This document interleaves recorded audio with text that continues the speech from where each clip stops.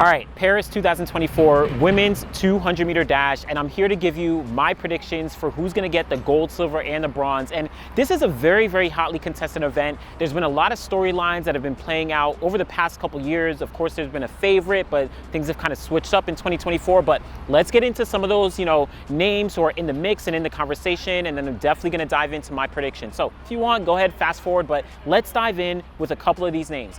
The number one woman right now, the fastest woman alive, Shericka Jackson. She's coming off probably the most legendary back-to-back seasons that we've ever seen in the 200-meter dash, even arguably better than what we saw with FloJo back in 1988, where Shericka Jackson running 21.4 seconds multiple times throughout 2022 and 2023, has a personal best of 21.41 seconds, number 2 all time, the fastest woman alive, and two-time world champion in 22 as well as 23. She is you want to put her in the conversation as one of the greatest of all time, but this year has been significantly different for Shericka. Now, she started her season a little bit slower, right? She didn't open up until much later in the year. And then when she did open up, she was running like 22.6, 22.8, 22.9. She did get to Jamaican trials and she was able to run a best of 22.2 seconds to get the win there. Very comfortable, no competition. So I don't think that was truly indicative of what she was capable of at that point, especially considering she had run, 10.84 seconds.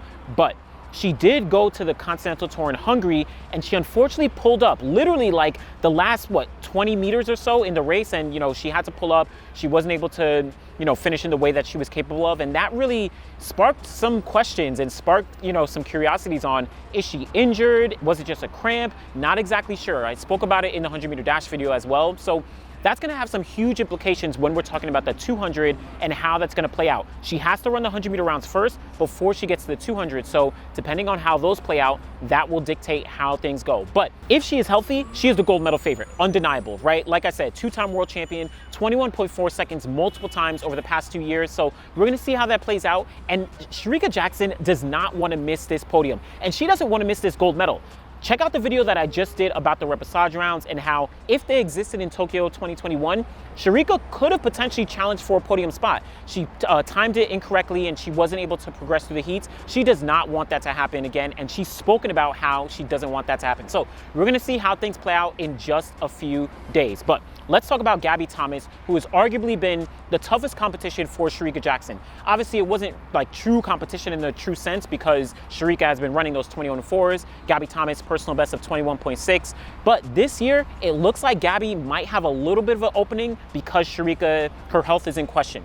Hold up, before we get to the rest of the video, y'all know that I'm gonna be on the ground holding it down with the CITIUS MAG team in Paris, and we've got all the coverage that you need for track and field from August 1st all the way to August 11th. We've got daily recaps, podcasts, interviews, newsletters, constant updates on social, all powered by ASICS, and you don't wanna miss any of it. So go in the description, I've got all the links you need to stay up to date with everything that the CITIUS MAG team has. So let's get back to the video, y'all. Now, Gabby Thomas, again, personal best of 21.60, season's best world lead of 21.78 seconds. She's also run 21.8 on 2 occasions to win USAs as well as to win at the London Diamond League against a very stacked field, right? Julien Alfred, Dina Asher-Smith, Rashida Deleke, so many women, Daryll Neita, so many women were in that field. So Gabby Thomas, essentially right now, she's in the driver's seat only because of Shericka Jackson's health. But I'm gonna get to my predictions a little bit later, so we'll see how that plays out. But Gabby Thomas is in a very good position. She got the bronze medal at the Olympic Games in 2021 in Tokyo, and that was her first Olympics. She kind of said that she was happy to be an Olympian, so there wasn't as much pressure or as many stakes. But this year, she said that she wants gold. She is going for that gold medal. And let's be honest, if you're looking at the landscape where you have someone like Shericka Jackson with some questions on injury, Gabby Thomas is probably looking like, hold up, this might be my chance. But we're gonna see how that actually plays out. So we're looking forward to see Gabby Thomas. The other main player here is Julien Alfred. Julien Alfred is a serious threat to do some damage here.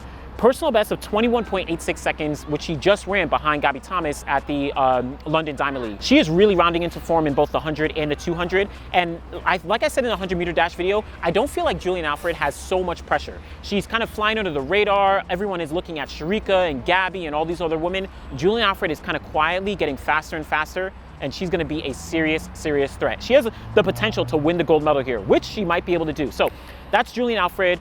Also, we have Brittany Brown. Brittany Brown is the 2019 silver medalist in the 200 from Doha. She's coming off a legendary year where she's just set a personal best of 21.90 seconds at the US Olympic trials. She also last year only ran the 100, so didn't run it, but she made the 100-meter final in Budapest. So kind of showing the range that she's able to put together when talking about the 100 and the 200. And listen, people kind of discredit her from the Doha race where, oh, you know, so many people dropped out, so many people scratched, so, you know, the podium was what. Listen, Brittany Brown is proving that she is no fluke. 21.90 seconds is nothing to scoff at. And Brittany Brown is in serious contention for a podium spot here. Don't sleep. Just signed a new contract with Nike. She was high, so she is on a high. Check out the interview that we did with Brittany Brown, you know, at Olympic trials. Brittany Brown has an amazing story, and she is going to be a force here in Paris. Along with that, Dina Asher-Smith, 2019 world champion, right? She's the bronze medalist from 2022.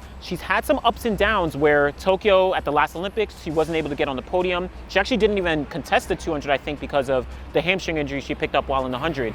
But then in 2023, again, last year she wasn't really at her best, so wasn't able to get on the podium once again. But she is starting to turn back up this year, right? She has a personal best of 21.89 seconds, which she ran to get the gold medal in Doha. This year she has a 22.07 second season's best. She is rounding into form with a new coach, everything like that. She's down in Texas. She trains with Julien Alfred. She trains with Rashida Deleke. She is a force. Dina Asher-Smith is going for another podium spot. She does not want to replicate what happened in Tokyo. She wants to get on that podium once again. So we're gonna see how that plays out.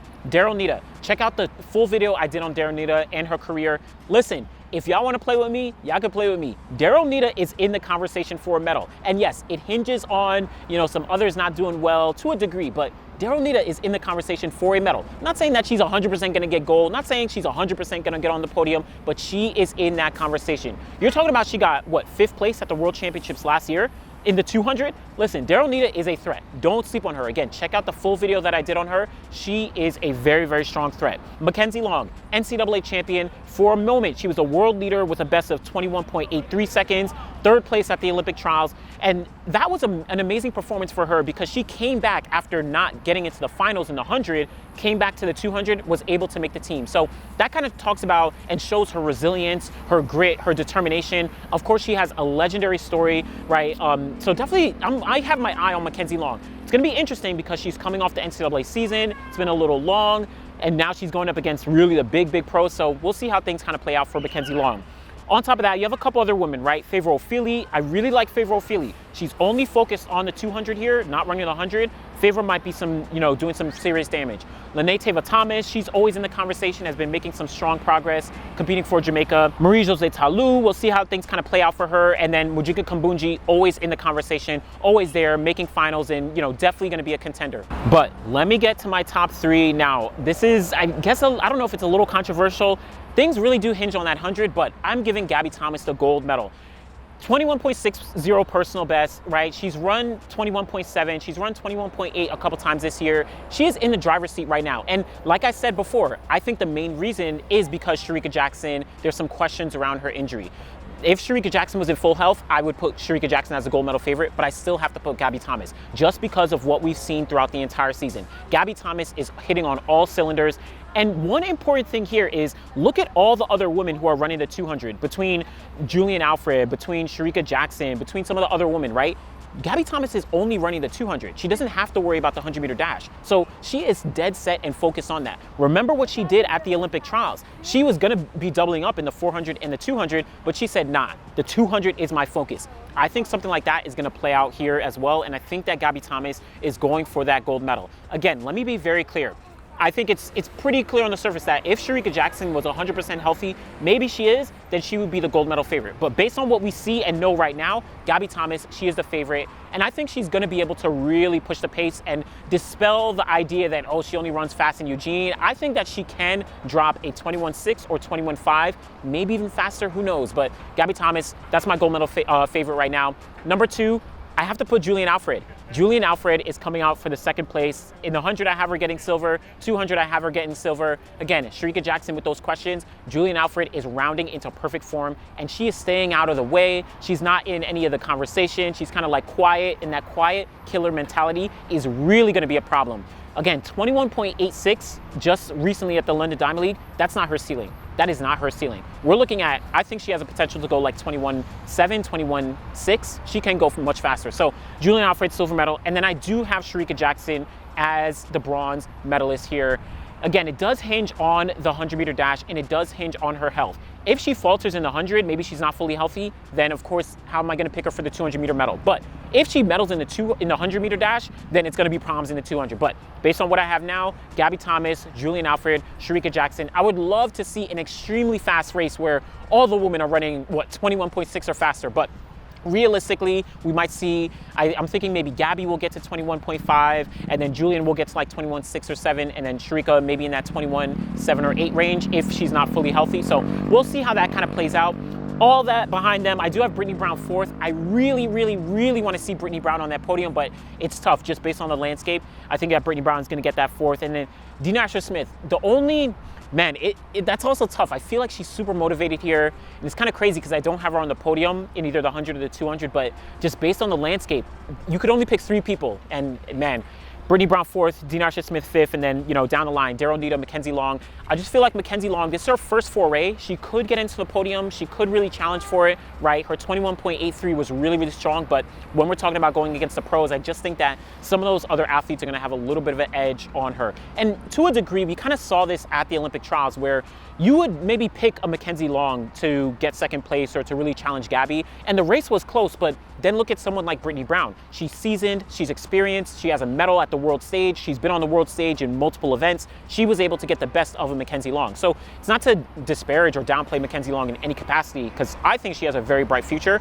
but just in this race, I think she's going to make the final, but I have her down in 7th place. And then Favorite Feely, Daryll Thomas, all those women have just behind. But those are just my predictions. Gabby Thomas, Julien Alfred, Shericka Jackson. Let me know what you think of this women's 200-meter dash. This is going to be an extremely competitive race. I am so excited to see how it plays out. And listen, just a couple days away, a week away before track starts. Let's get to it, y'all. Thanks for watching.